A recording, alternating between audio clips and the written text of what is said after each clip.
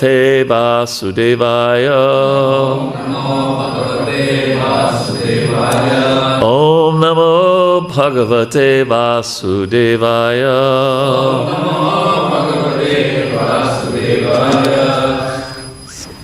So, we're reading from the Srimad Bhagavatam, the curse of the Yadu dynasty. And this is kind of a poetic Sanskrit today. I'll try not to mess it up too much.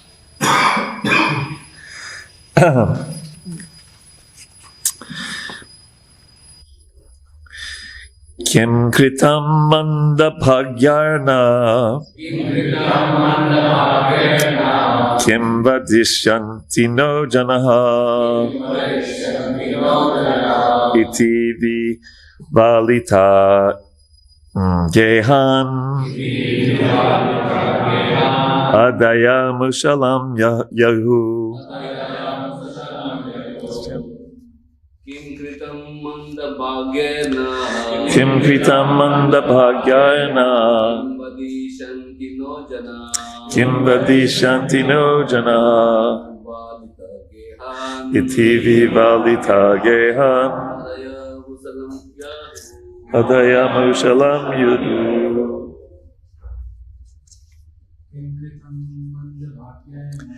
Kim kritam manda bhagyana Kim vadishanti no jana Iti vivalita gehan Adaya mushalam yayu. Kim kritam manda bhagyana Kim vadishanti no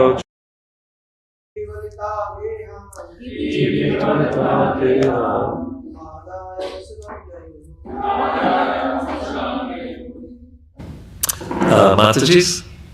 Kim kritam manda bhagyana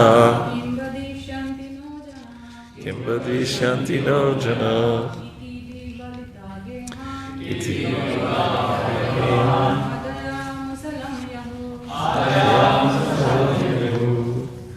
okay. Kim kritam manda bhagyana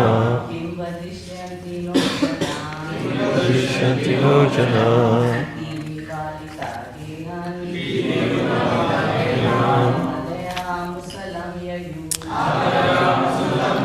So the first test, who's speaking? Anyone know? It's Sukadeva Goswami. Yes. Okay. So let's go for the word. So Kim means what? And Kritam means has been done. And Manda Bhagyai, we know what Bhagya means fortunate. So this means who are very unfortunate. Na, by us. Kim, again, what? Vadishyanti, will they say? What will they say? He's very concerned about what others are going to think. Na, to us. Actually, they. It's not only one of the boys. Jana means the family. So what are the family going to say? Iti, thus speaking. Vivalitaha means they're going to overwhelmed. Gehan, to their homes. Adaya, taking. Mushalam means the club. And Yayu means they went. So here's the translation. The young men of the Yadu dynasty said, "Oh, what have we done? We are so unfortunate. What will our family members say to us?" Speaking thus and being very disturbed, they returned to their homes, taking the club with them. So the next verse says that the Yadu boys, and this is interesting, the luster of their faces completely faded. Yeah? So, Prabhupada quoted, I don't know where he gets it, if it was his original or from somewhere else, he says, the face is the index of the mind. Right? So the luster of their faces completely faded. They brought the club into the royal assembly, and in the presence of all the Yadavas, they told King Ugrasena what has happened. And in the purport, it says, Vishwanath Chakravarti Thakur points out that the word Ragne refers to King Udrasena and not to Sri Krishna. So they didn't tell Krishna, they told the king. Because of their shame and fear, the boys did not approach the Supreme Personality of Godhead, Krishna. And finally, Sukadev tells Parikshit Maharaj, O King Parikshit, when the inhabitants of Dwarka heard of the infallible curse of the Brahmanas and saw the club, they were astonished and distraught with fear. What does distraught mean? Doesn't anyone have a phone? You can look it up. Completely devastated, yes. Completely devastated. They were distraught with fear. Good, great choice of words.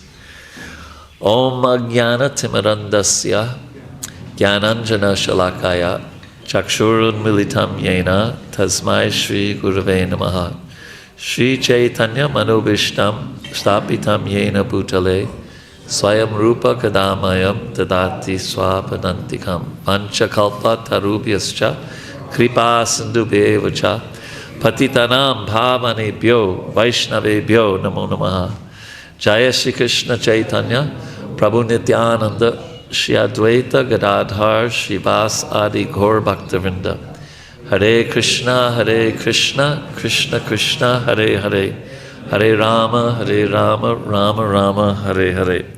So there's so many different viewpoints to look at this situation from. Okay? So first, we have the boys. Headed by who? Samba, yes. So we have them. And then we have the sages, headed by who? Narada. And then we have the Supreme Personality of Godhead, Krishna, who's like, he's the conductor of the orchestra. If you're familiar with music, you like that? He's the puppeteer who's moving all the puppets. So three distinct points of view. And that's something also to understand in life, that we often see things as we are and not as they are. We see things subjectively instead of objectively. And that's natural, and in the spiritual world it's really important. Right? Because the bhakta wants to see things a little different than the Supreme Lord. And you see in Krishna's Leela that everyone, the different Brijbasis are looking at, of course the example we all know of Krishna entering the wrestling arena and how everyone saw Krishna differently. So subjectivity, as Acharya Rana Prabhu introduced me, subjectivity causes a lot of conflict in this world, but it's also actually really important in terms of rasa and in terms of relationships. And even in our society, if devotees, like if you study chapter 10, verse 32 of the Bhagavad Gita, where Krishna says, I am Vada, if devotees have a dispassionate search for the truth, then their different points of view enhance things. Prabhupada said we should study the verses threadbare from various points of view. So that's what we'll try to do today. We'll try to look at the different points of view of at least these 3 points of view. What are the 3 points of view again? Some of the boys, yes. What's another one?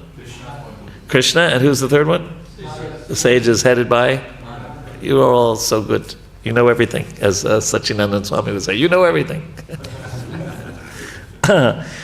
And one key point that before we get into those 3 is we know that this is Krishna being the puppeteer, right? And we're going to talk about that. That doesn't mean there wasn't some intense, as we said, fear, distraught with fear. Incapacitated with distress. That doesn't mean the Yadavas were not incapacitated by distress. That doesn't mean the boys were saying, oh my God, what did we do? These are real. It's not just that it's Krishna. Yes, Krishna is pulling the strings of the puppeteer, but these are actually experienced emotions. And I think we can fast forward that to Prabhupada's time with us, and because we have, what is the name of the book that Satsvarup Maharaj wrote about Prabhupada? Yeah, Lilamrita. So Lilamrita, right? So we can sometimes think, oh, Prabhupada having 2 heart attacks on the Jalatuta, that's Lila. It's a Lilamrita, right? Prabhupada having struggling alone for the first year, Lila. Prabhupada going to Scindia, a steamship company in New York every 2 weeks and saying, when is the next boat? And they said, Swamiji, you check on the schedule, but you never go. And Prabhupada said, well, when I get in too much anxiety, I come down here. So I think it can diminish, it can lessen our appreciation of Prabhupada. We just say, no, the heart attack, it's all Leela. Prabhupada actually had 2 heart attacks. He actually didn't have any followers for so long. He actually was thinking of going back, and when he was in anxiety would visit. These were real spiritual human emotions. And I think, and my understanding is that appreciating that Prabhupada went through so much, for us to be sitting here today, that enhances our love for him. Instead of just saying, oh, it's all Leela. So of course he actually did that. And many great devotees are going to come over the years and over the decades and over the centuries, but no one will be able to do what he did. Actually cross the ocean on a steamship with 40 rupees. And as he said, you couldn't, in America in those days, you couldn't even exchange 40 rupees. So it was useless money. So I just wanted to make that point, because this is Leela, and at the same time, the boys are feeling this way, the Yadavas are feeling this way. And even the sages, as we'll get to in a minute, they were all like, oh, geez, did we overreact there? What is it? Did we take a cannon to kill a mosquito? Is that a Bengali saying? Does anyone know? Because it's from Prabhupada. I don't know if it's Bengali or Hindi or...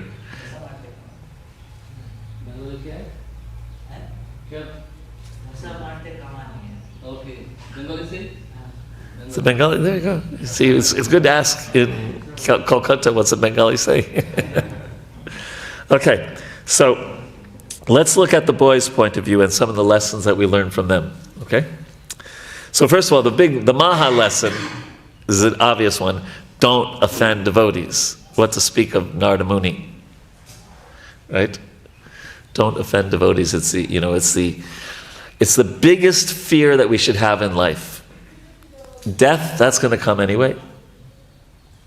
Poverty, that may come, that may not come, depending on our karma. Health, of course, we should take care of our health, but that may come or not come, depending on our karma and Krishna's arrangement. But offending devotees, that should be the biggest fear. Of course, I remember one other fear. Once taking bath in the Ganga with His Holiness Sridhar Maharaj. And he started floating down. He wanted to go a little downstream. And someone said, Maharaj, that's where the Matajis bathe. And he said, oh, and he immediately swam to the shore. He said, oh. So for brahmacharis, that's another fear. Or for everyone. But I remember we had a good laugh after that. He was called the Jolly Swami, right? So his son. So we just have to be, I'm sure you've heard so many classes, so we don't have to get into all the details, but that should be our biggest fear. You may, getting back to conflict resolution, the devotees may have a different opinion than you. You may even think that they're wrong, but even if you may have to correct a devotee, if that's your service, you can still do it in a way that is not offensive, that is kind-hearted, that is, even if you sometimes have to use strong words, still in our heart, we're thinking, I'm doing this as seva. But, there's a great lesson here, right? I mean, look what happened because of offending Narada and the sages, from the external point of view. A whole dynasty, or they say in England, dynasty. Whole dynasty was Khatam ho gaya, was finished because of offending a devotee. Can you think of another example in the Shastra of big offenses that had big consequences? Daksha and Shiva, very good. Not that it's good, it wasn't, but very good example, yes. Indra always is in trouble. Indra's always in trouble. You know, in Govardhan, I mean, he tried to kill the Brijbasis, Krishna's most beloved. So when he went to Lord Brahma for advice, okay, how do I get out of this mess? Lord Brahma said, you're in much bigger trouble than me. You're in much bigger trouble. I just, stole the boys, You tried to kill them. Only thing I can think of is Krishna's heart melts when he sees a cow. So you bring Surabhi with you. And then, so just very close to our retreat center, about 20-minute walk, is Surabhi Kund. So that's the place to go to get free from your offenses, to beg to become free from you. It's not automatic, but if we beg, then we will get the blessings to be free. What's the place in Navadvip to get free from offenses? I hear one person. Raise your hand. Yes, Maharaj. Yes, yes. So again, it's not just, I go there, Hare Krishna, please accept me, please, and it's automatic. No, we go there begging to be freed. So that's, we should try not to do anything to displease other Vaishnavas, and on the positive side, we should try to serve Vaishnavas and please them as far as possible. That's the quickest way to get Krishna's mercy, as you told Purushottam Goyal, right? Acharya Ratna Prabhu was telling me yesterday, so you want to get the blessings of Krishna? Then if you get this flat for the guests that come, you'll get so many blessings by serving the devotees. So he's getting so many blessings by serving Atul Krishna Prabhu. And who's coming tonight? Kalakanta Prabhu and Gaurang Prabhu, so many blessings. Yeah, so that's the way, that is our focus. What are the three things? Nam Ruchi, yeah, the other two? Vaishnava Seva and Jiva Doya, yes. So, and another thing that I find interesting here is in this verse 18. Oh, what have we done? We are so what will our family members say? Now, of course, that's natural in this situation because they also are going to, they get the result of this. But if we take that a little out of this context, and we have to be a little careful in our pursuit of our Krishna consciousness. If we think too much of what others will say, in other words, if we are putting on a show, then we have to be careful about that. We want to be honest with ourselves and honest with our spiritual master and Krishna and sincere, and not doing something because it looks good. It's like you're in the japa session, you're chanting alone, and you're kind of like, Hare Krishna, Hare Krishna. And then someone comes in, Hare Krishna, Hare Krishna, Krishna Krishna, right? Because you want to look like you're a sadhu, right? So it's a real balancing act, because we just said serving Vaishnavas is so important. So wanting to please devotees is very important. But also we want to avoid this kind of hypocrisy in our bhakti, where we're just trying to put on a good show, and then when we're by ourselves, we don't act in a Vaishnava way. What we do externally and what we do by ourselves should match, and they should ideally both be Krishna conscious. So here, of course, it's natural. What will the family members say to us? That's natural because they're all implicated in this offense. But still, I just thought it's a interesting point to think about, that we sometimes just want to look cool or look devotional for others, whereas there's not much going on inside.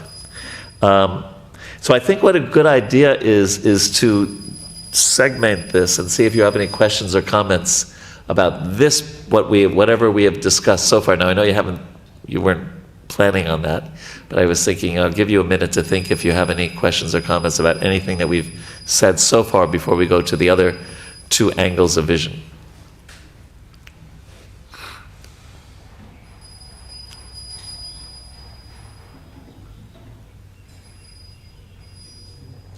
Yes, Prabhu. Is there a mic? Do you use a microphone? Is that how you do it? Or, yeah.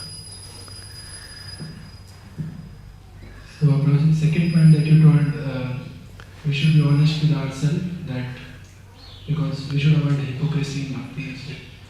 So, like, sometimes it's difficult to find out whether, because the mind is very subtle and the false ego is even more very subtle.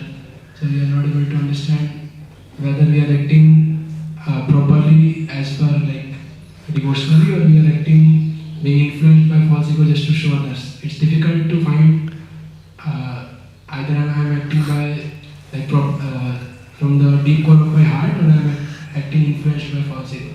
So how to check? It's a work in progress. Everyone in this room is a work in progress. You know that phrase? Or as I heard recently, a work in prog mess. It means we're a little bit of a mess. We're not pure devotees. So a work in prog mess. But in either way, the first thing is to at least be conscious. Right? Usually we walk around and we don't even, it's so subtle, it's so second nature that we just naturally do it. When somebody else is around, we just look really devotional. The next step is to be conscious that we do that. And that's a good step, right? To be conscious that we're not behaving right. And the next step is to consciously behave right. And then the last step is to be so good at it that it becomes second nature. We don't even have to. It becomes a habit So it's a spectrum. It's not a light switch that just one day you wake. Okay, now I'm not hypocritical. It's something that we work on. Is that all right? If you want to know the spectrum, it's conscious incompetent. Then you become unconscious incompetent. You don't even know that you don't know. And then conscious incompetent, you know that you're doing something wrong. Then conscious competent, you focus, oh yes, I know, let me not put on a show, let me really just, and then eventually it becomes so second nature, unconscious competent. It's part of your natural internal being. Okay? Yes, Maharaj, Prabhuji in the back. He's got saffron, I think, of Maharaj.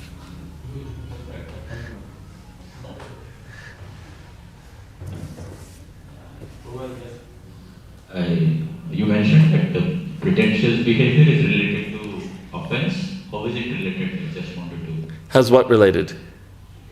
Pretension related with offense. Pretension, I don't know if it's an offense, because the real person we're hurting is ourself. In that case, right? If you mean by pretense, like we were talking about the word hypocrisy, I'm not sure if it's exactly an aparad, because who are we offending? I guess, but we're blocking our it doesn't help our devotional progress. I'm not sure, I'd have to think about it if it's actually an offense. If we think about it, let's see, if you go through the 10 offenses, do you see any connection there? Any of the 10 offenses? Okay, well, to be inattentive while chanting, yes, pramada. Right, and it says right in Harinam Chintamani that from that offense all the other namaparhads come. So yeah, in that sense, yeah. Anything else? Mataji has a question. Is there a microphone, or we only have microphone for men? Oh.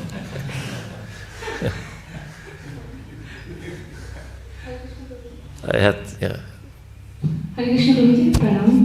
Sayyidamku Pranam. Prabhuji, I have a question. There are two situations. One situation, there are some situations where someone is praising in front of me, and I can hear that she or he is saying something different behind me. This is the one situation. And second situation is... I'm sure that never happens. No, so the situation is, those person, when it comes in front of me, I have a reaction, but I think that I should not react. So in that situation, what to do, Prabhu? Well, those are two different situations. Let's do the first one first. People say nice things in front of you and not so nice things behind your back. This is Pakka Vaishnava Achar. So we should not do this. See, it's so important that, like, we're going to build this amazing temple here, right? But so important is, as we're building this amazing temple, we have amazing Vaishnava relationships, and in the mood of service, in the mood of honesty, in the mood of kindness. And so it's something that people do all the time, and it's something that we should avoid. It's not. You don't read about this. Well, you don't read about it in a positive way in the Chaitanya Charitamrita. You may read about it as something that we should avoid, but we see that in the association of devotees, that's just not something that we should consider acceptable. We can, if we have it's nice to praise devotees. It's nice to speak nicely of devotees. And then if we have a concern about something that they've said or done, if it's the right relationship, we might talk to them honestly, directly, or we might talk to a trusted friend, but not in a critical way, not in a gossip way. I see Krishna Das has so many good qualities, but I have seen that, and then you said it, and what do you suggest I do about that? Or something like that. So it's not that we turn a blind eye to somebody's shortcomings, because we may, because we see them. We can't not see them if they're actually there. But we have, we focus on people's good qualities. And if we need to deal with something, then we deal maybe through the authorities or through an appropriate person. But not just like gossiping. Not gossiping. And as a general rule, we don't want to be, well, you see, it's really, everything in bhakti is subtle. We don't want to become a mutual admiration society. You know what that is? You've heard that saying before? Just like, everyone, oh, you're so nice, you're so nice, you're so nice, and we're not pushing each other to make advancement in bhakti. We're just saying, it's all good, right? We want to be encouraging one another. We want to even sometimes to be pushing each other. Like I saw the pushing, I saw what your goal was for the book distribution. That was a pretty high goal, right? So we sometimes push, we sometimes encourage, and things like that. But a real good friend, an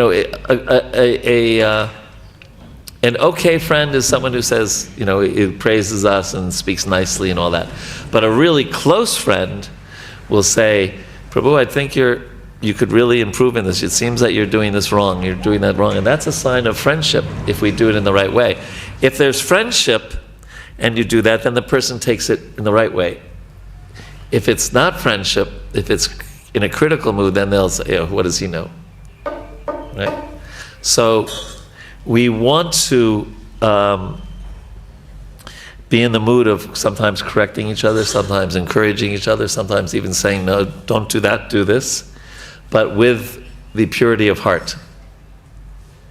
See, for a Vaishnava, they'll chastise someone if that will help that person. They'll praise someone if that will help that person. They're not attached to either. They're only attached to helping that person progress. Does that make sense? So as a service, they may chastise. As a service, they may encourage and praise. But both things is just from the heart to try to help that devotee. So that's the first one. What was the second one? In that situation, my mind says that I should react. But in Vaishnava culture, I should not react.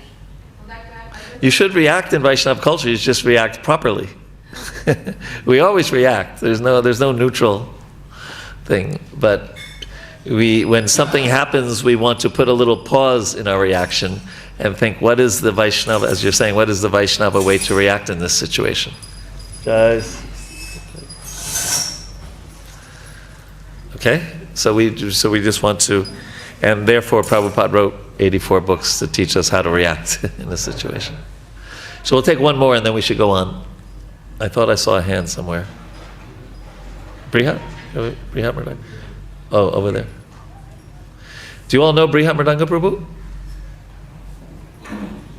He is arguably the #1 preacher in North America. He makes so many devotees, and he runs the equivalent of base in America called Krishna House, and he oversees all of the Krishna houses as a service to Kalakanta Prabhu. And he's very, very empowered Vaishnava. We're very lucky to have him here. Yeah. Extremely appreciative of you. Hare Krishna. So somebody has another, or no? If there's no more, is there? Someone else had a question? No? Okay, then let's move on. Let's go on to the sadhu's point of view. Oh, someone had? Okay, the sadhu's point of view. Okay, Narada Muni. So it says that they actually overreacted.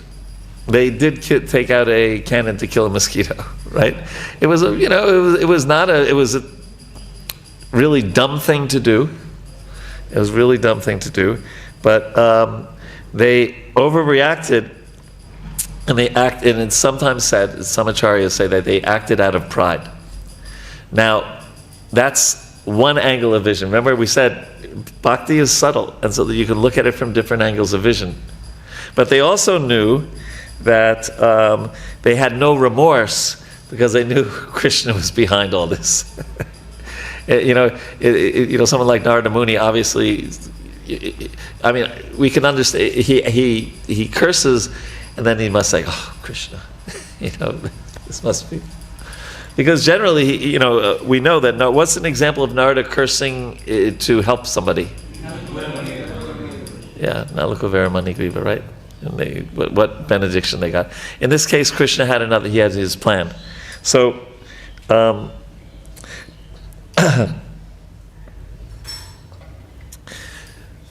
so we can still learn from this, despite it also being on this level Krishna's pastime, that we have to be really careful about how we react, right? Jnanadapi sunijnatorapi, right? So we, as in Mataji's question, that we are, we're trying to follow in the footsteps of these sages. We're not there yet, but we're trying to follow in the footsteps. So what is our reaction when, someone takes the last 5 gulab jamans and we don't get any? What's our reaction in that situation, right? Or we were really hoping to lead Mangalarti and someone stood in front of the microphone just when we were going to do it, right? And how do we react to that? So we have to practice. It's very similar to your question, Prabhu. The same answer, that we have to practice acting properly. We're going to mess up a few times. Krishna, we were just studying the 4th chapter of the Adi Leela recently, and that chapter is all about testing and examining. There's so many exams there in that chapter. First, when Sanatana Goswami gets all the, in Jharkhanda gets all the disease, and then when he wants to commit suicide, and Lord Chaitanya, no. He said, if I could attain Krishna by committing suicide, I'd do it 1,000 times, right? And then we hear about Anupam and his test in that chapter when he won because his brothers were such Krishna bhaktas. He said, "Okay, I'll take to the line of," and he couldn't sleep all night. And he just said, "No, I can't give up the lotus feet of Lord Ram." He was tested. And then when Lord Chaitanya called Sanatana Goswami for prasadam, and if you know the geography of Puri, he could have gone much shorter distance straight, but he went roundabout on the hot sand just so he wouldn't offend. He considered that he would offend the pujaris and he might rub against. So there's so many tests in that chapter, but Krishna tests us multiple times per day, multiple times, in little ways and sometimes in big ways, right? Every time we pick up our japa, our beads, it's a test, right? Am I going to just kind of, in India, do they have cruise control on cars? No, I don't see it so much. Anyway, in America, you just press a button and it goes a certain speed. So we sometimes do our japa on cruise control, just because you don't have to think so much when you have cruise control in a car. You just it goes. So that's a test when we pick up our beads every morning, right? And when someone takes our gulab jamans, whatever. But little big tests all the time. How we're going to react in our day-to-day life. So we can learn from these sadhus, that even great sadhus, again by Krishna's arrangement, sometimes make the wrong choice. So what to speak of us? What to speak of us? And also we can see that the sadhus carried out the will of the Lord. And that's also something that that's a very different, maybe not very different, it's a additional lesson to try to understand what is Krishna's desire for me in this situation, and let me carry out Krishna's will. And that's what Sharanagati means, right? I mean, of course it has 6, what are the 6 processes of Sharanagati? Anukulyasya, Sankalpa, to accept things favorable, then? Pratikryasa Varjan, what does that mean? Reject everything unfavorable. Then next? Dainya comes later, right? Anukulyasya Sankalpa Pratikryasa Rakshisha Titi Vishvaso Kotrite Varanam Tata. To understand, this is very deep. It's not a shallow thing. To think of Krishna as my protector, to think of Krishna as my maintainer. And to be really humble in heart. We talked about humility last night. And to be a soul surrendered to Krishna. So we learn these lessons from the sages in this thing. 1, be careful of pride and acting properly, and 2, carry out the will of the Lord. So any questions, comments on either of those 2 lessons that we learned? Hare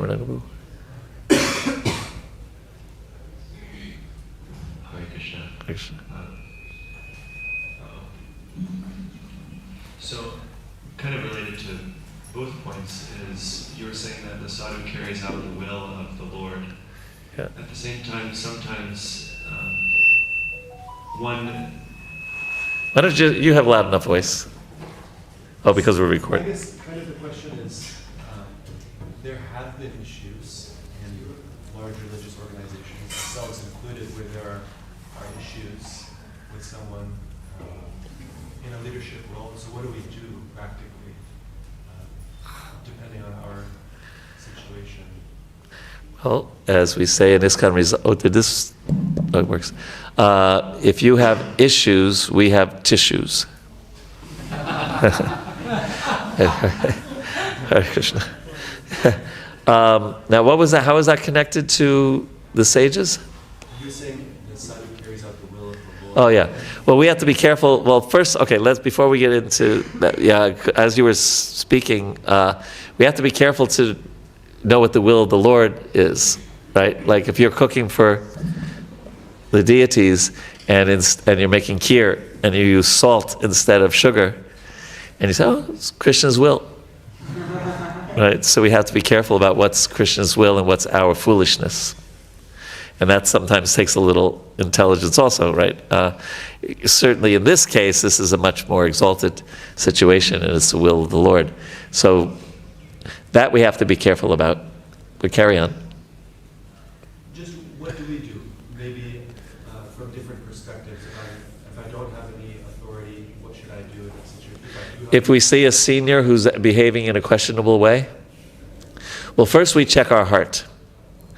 And we see that there's no malice there, right? Because the word, you know this word malice in English? Yeah? It's usually ninda is translated as malice, sadhu ninda. It's to really want negative for the other person.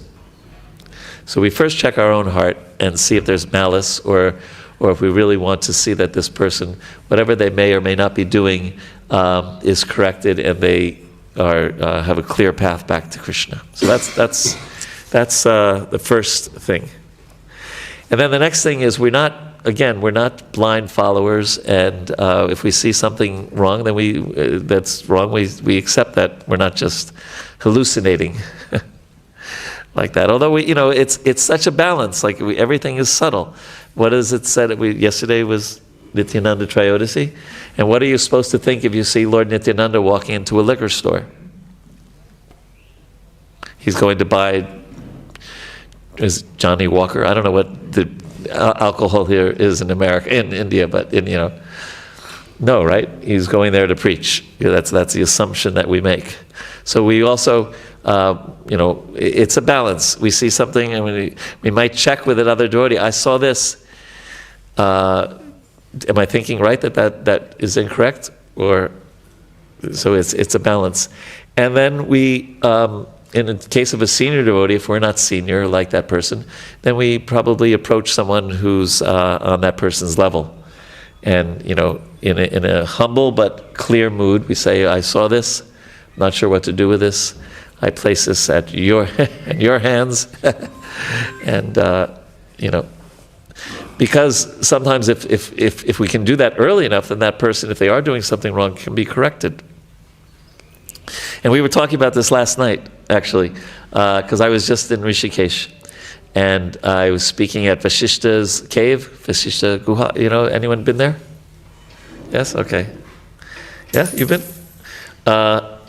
So I was thinking, I was asked to speak about Vasishta, so I did a little, I looked into Vasishta a little bit. And of course, he's Sapta Rishi, he's one of the 7 Rishis. He was at Yudhisthira. Yudhisthira Maharaj invited him to his Rajasuya. He's a great soul. And he did some really bad things. Prabhupada in one purport says he was affected by the mode of ignorance. He got in a whole fight with his disciple. And they killed each other. He had to take another birth. He's always fighting with Vishwamitra Muni, right? So he was a mixed bag. But there was, the Vedic literature. Are you familiar with this term, cancel culture? No. Cancel culture is what's happening in the world today. That someone makes a mistake, it goes all over Facebook, Instagram, etc., and they just say, "Oh, and you can no longer be a good sports person or a good entertainer or a good scholar or a good professor. Just you're finished.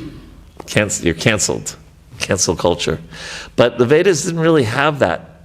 And there's a lot of people like Vasishta in the Shastra, like Indra was mentioned, Brahma, that are they're mixed, but still they weren't just Yudhisthira knew all about this and he invited Vasishta to the Rajasuya sacrifice.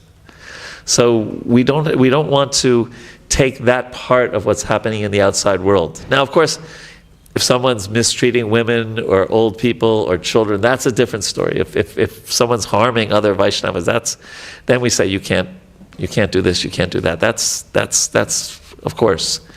But as a general rule, we believe in rectification. We believe in the power of bhakti.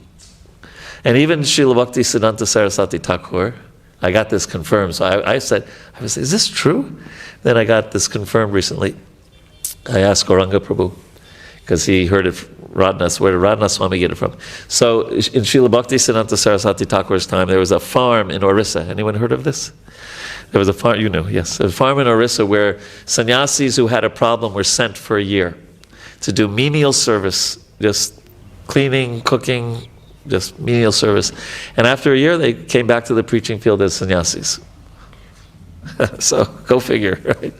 So the power of, if they corrected themselves, not just anybody, if they corrected themselves. So the point is, we deal with these things carefully. We don't turn a blind eye to them. If a Vaishnava is doing something wrong, it goes into the public and really affect our preaching, right? They do something wrong. But at the same time, we deal with it with a Vaishnava way. And we don't just go on internet and say,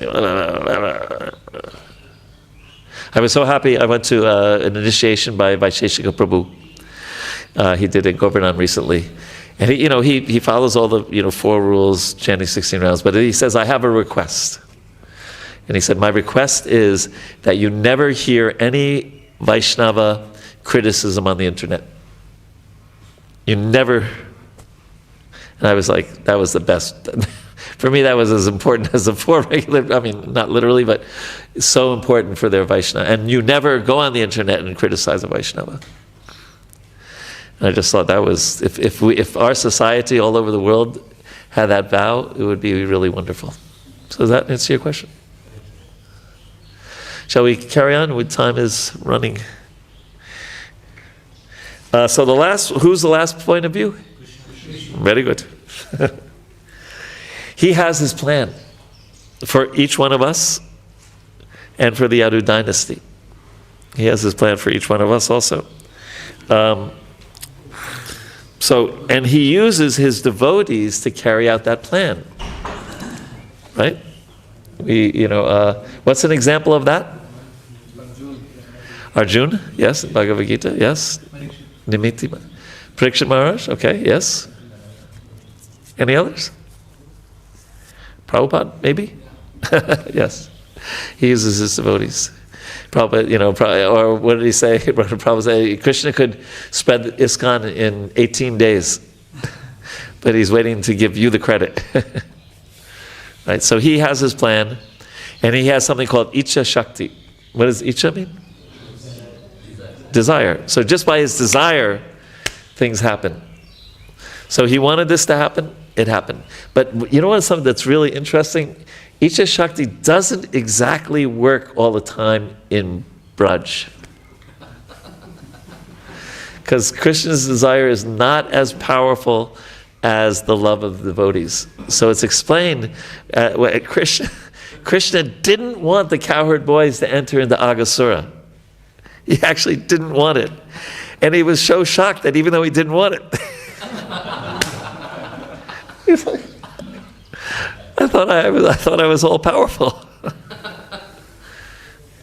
Because Yogamaya, the desire of the devotees to be in that helpless situation, be saved by Krishna. They say, Krishna's going to save us. Koi Bhagne, no problem. Yeah. But that's Braj. That's the one thing that's more powerful than Krishna is Radharani, or Krishna's is bhakti.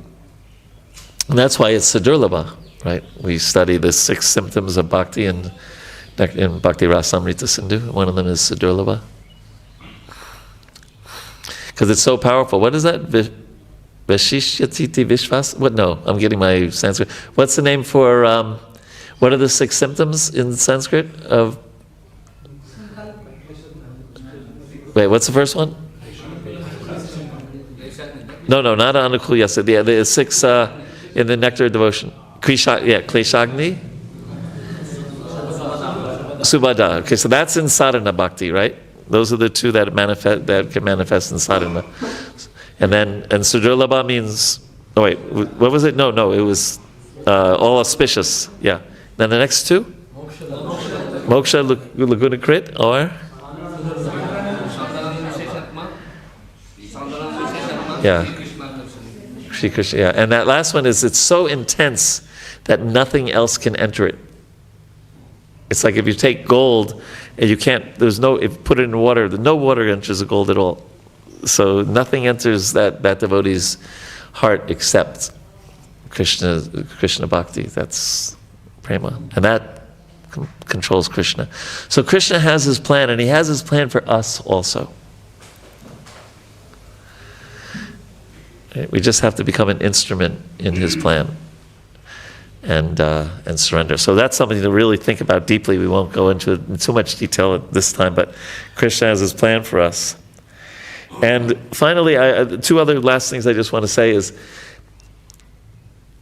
about that point about Krishna's plan. Sometimes we have to zoom out a little bit.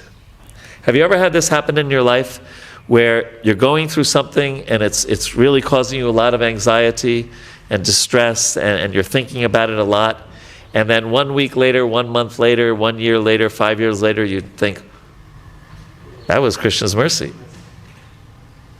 Right? You know what 2020 is? You see perfectly.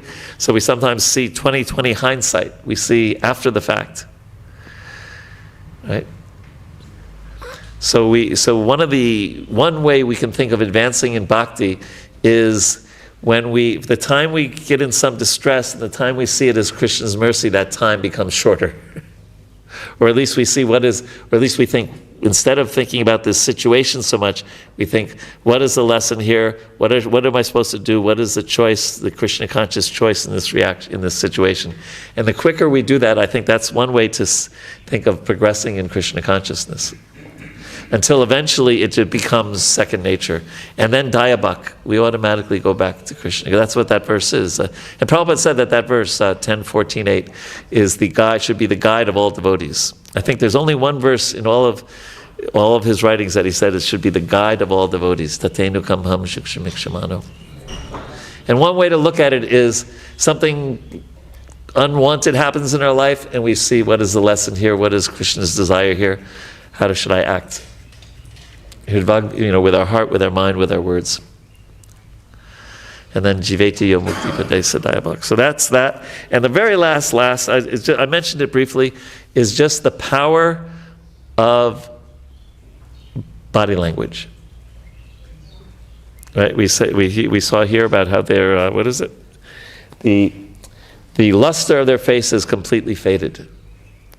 So body language is, it's said in communicating emotions that only 7% is the words you say. 38% is the tone of voice. And 55% is their body language.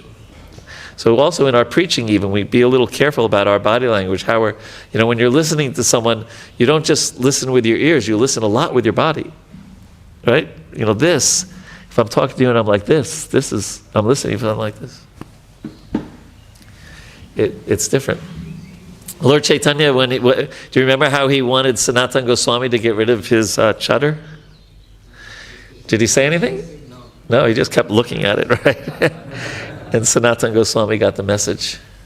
Angira and Narada, they saw Chitraketu, right? And they just saw his face, and they knew what's wrong. After Parvati realized, well, I kind of made an assumption there. I kind of blew it by cursing Chitraketu. She didn't say anything, just covered her face with her sari. So it's something to keep in mind. Body language is very powerful.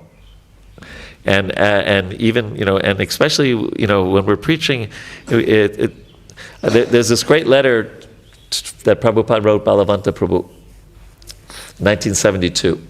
And he was talking about preaching to intelligent people. And he was calling about college students at that time.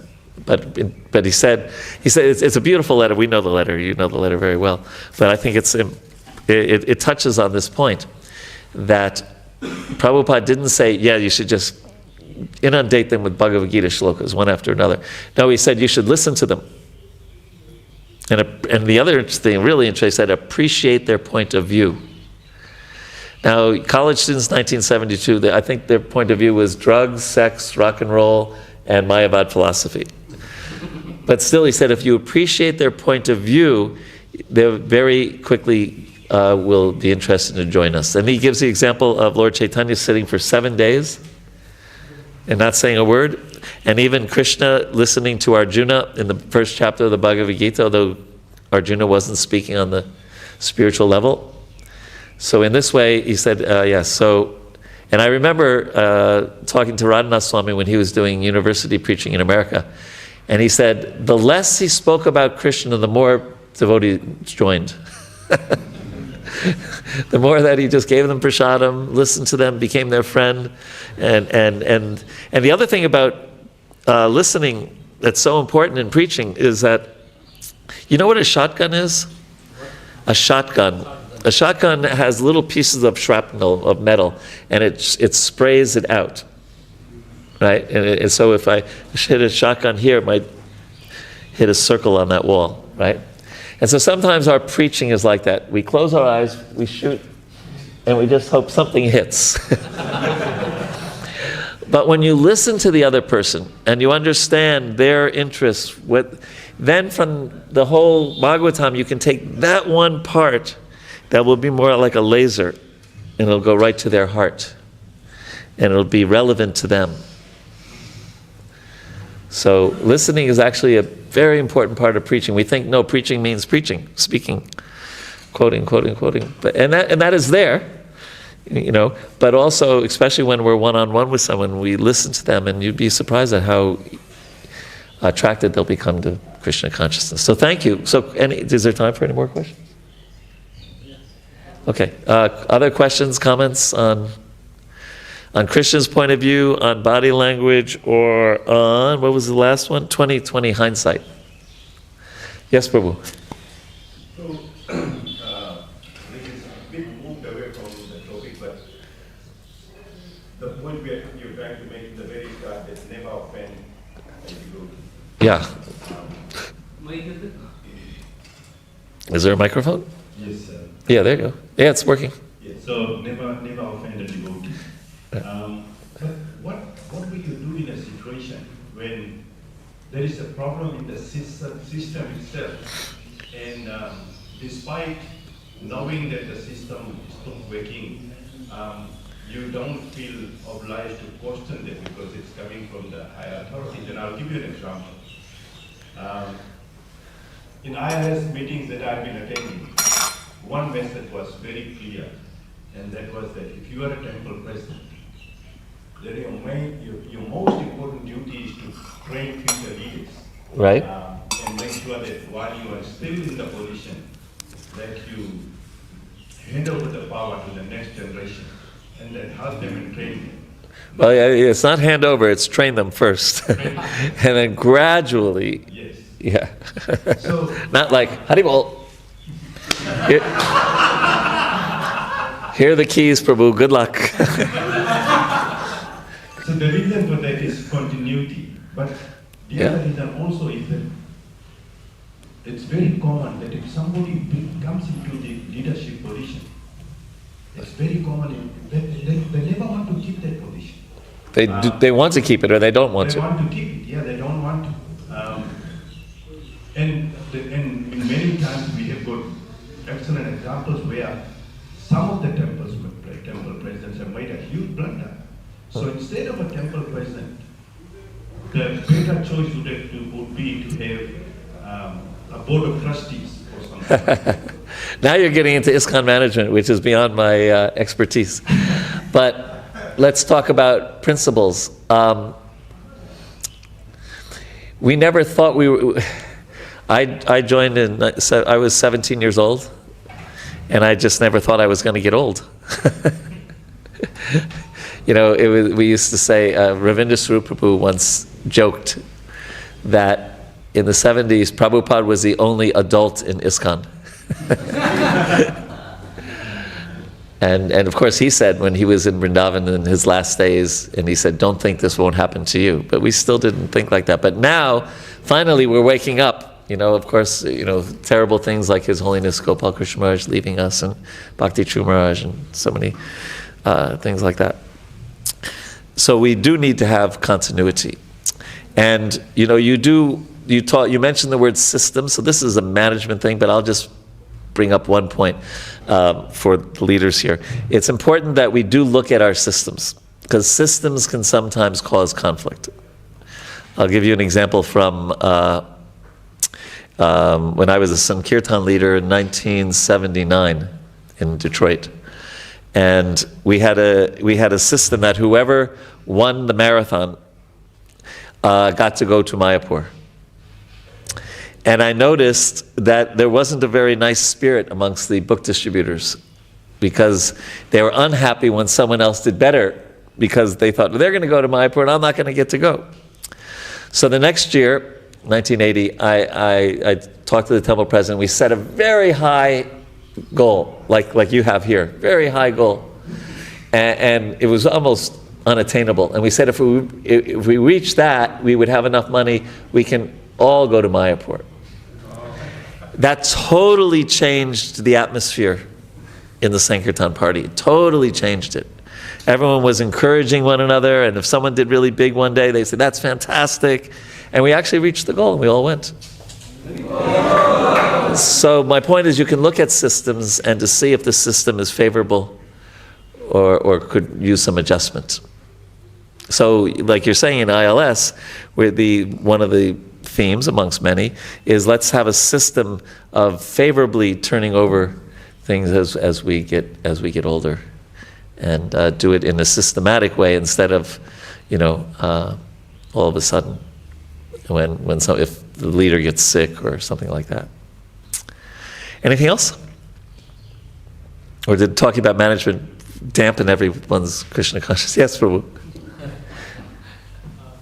My question is related to. The question is related to the last point you were sharing, that when you're preaching and very important is to listen to the person and his or her feelings. But what happens is they have a lot of misconceptions many times. Yeah. And when we keep listening to them, and we also read in Srimad Bhagavatam and hear that we should not hear or read like some blasphemy to devotees or conception. And mostly when we are preaching outside, it's like they have the same conception. Yeah, definitely. So how do we? Well, yeah, by the way, it's not that you should leave this class thinking, I got to listen to everybody for an hour. It depends on the time, it depends on the place, it depends on the circumstance. One time Prabhupada said about book distribution, he said, what will your 3-minute lecture do? He said, if you give them a book, that's a solid thing that they can take away. But at the same time, so if it depends on our strength of bhakti. It's okay, I remember, and this is actually really practical because this was about, I think it was in Calcutta when Prabhupada wrote that letter, and he said, don't mention, I think it was to Jai Pataka Maharaj, he said you should not mention, should I mention the name? Certain spiritual people from Bengal by name. He said that is not good, but what you do is you say, what is their philosophy? So if somebody says, and then they say Samayavadi, well, help me understand how that's connected when Krishna says Brahmano hi prachishtaham. And he says aham sarvasya pravavo. So I see what you're saying, but that doesn't seem so consistent with in Bhagavad Gita. Bhagavad Gita, Krishna says like that. So that's but if we don't know what kind of Mayavadi they are, because someone can even be a Mayavadi. Most Mayavadis are not really Mayavadi. They're just yato matato. They're just, whatever, right? They're not deep philosophers. Every now and then you'll run into a philosopher, and then it's good to know that, and then you have to really take out your shloka book. So it just depends on the time, the place, and the circumstance. But if someone really seems sincere but misguided, and then understanding what their misguidedness is and not speculating on it can be helpful in bringing them to Krishna consciousness. But if you start saying, wow, that Mayavad philosophy sounds really good, then it's time to come back to the temple and take shelter of the deities and the devotees. And we just want to be careful about that. Yeah, because again, Prabhupada said different things when he talked about the university in Mayapur with Ravindranath Prabhu, and he said, "What books should we have?" Probably, well, you have to have all of Sankaracharya's books, because you have to know what his philosophy is if you're going to defeat it. So but that was for devotees who are obviously intellectually inclined. So yes, don't leave here saying, okay, every person I meet on the street, every rickshaw while I'm going to listen to them for 45 minutes. It depends on the situation. But the point is, listen, and this is something to know for the brahmacharis in the ashram, taking time to listen to your godbrothers, and if they're going through some struggle, some challenge, or just taking time to talk about Krishna is very important. It's very important. One of I'd say one of the biggest challenges for brahmacharis if they're lonely. You can be lonely with 5 other men in the room if there's not real friendship. And friendship is so important. Every relationship, by the way, in this world, if it's a good relationship, goes towards friendship. What's the first verse of the 7th canto?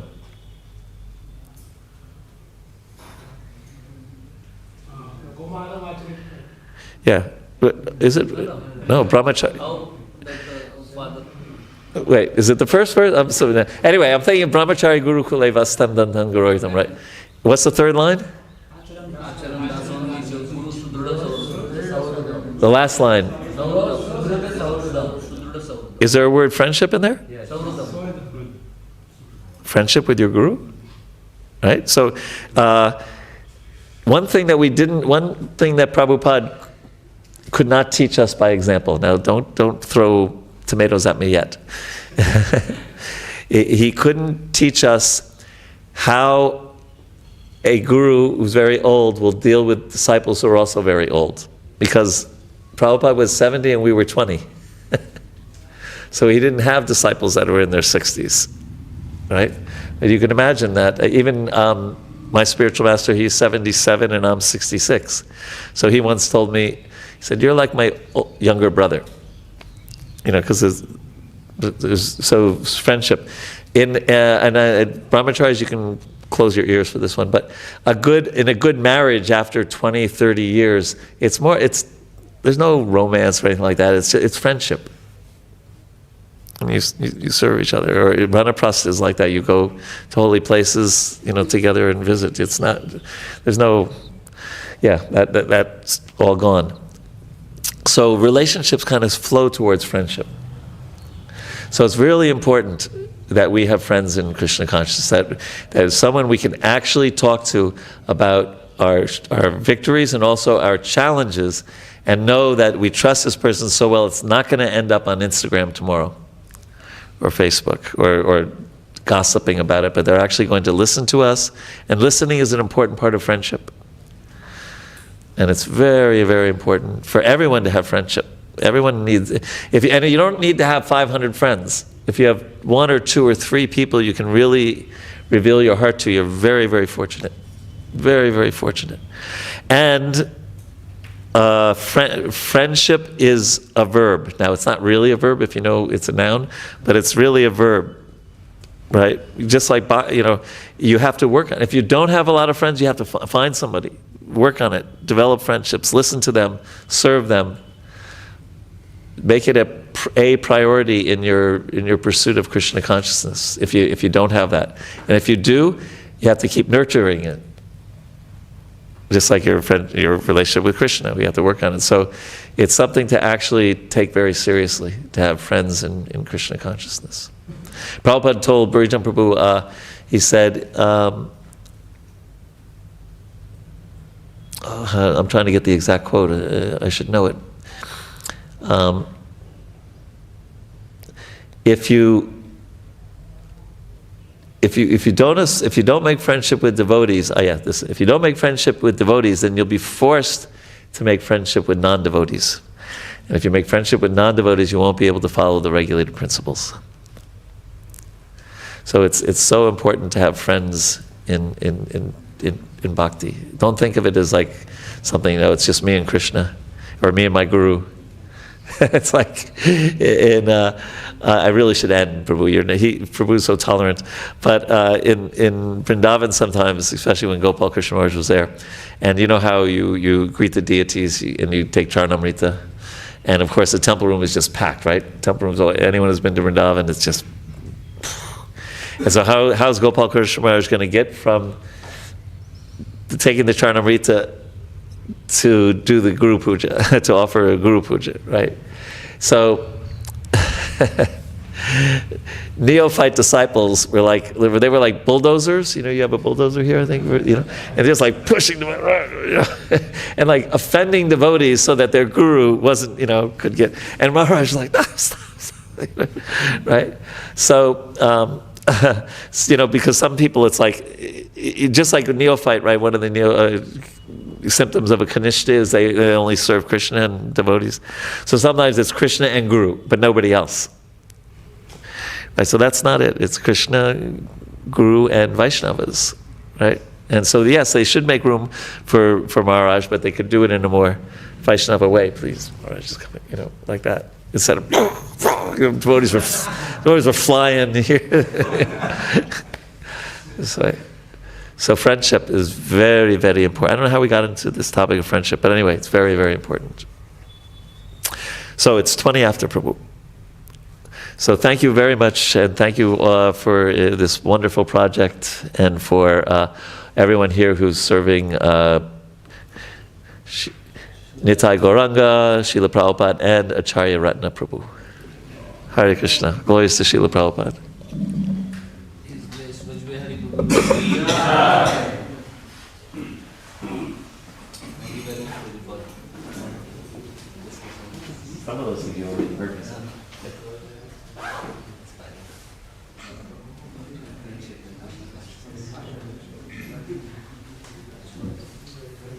Hare Krishna, Vaishnavi.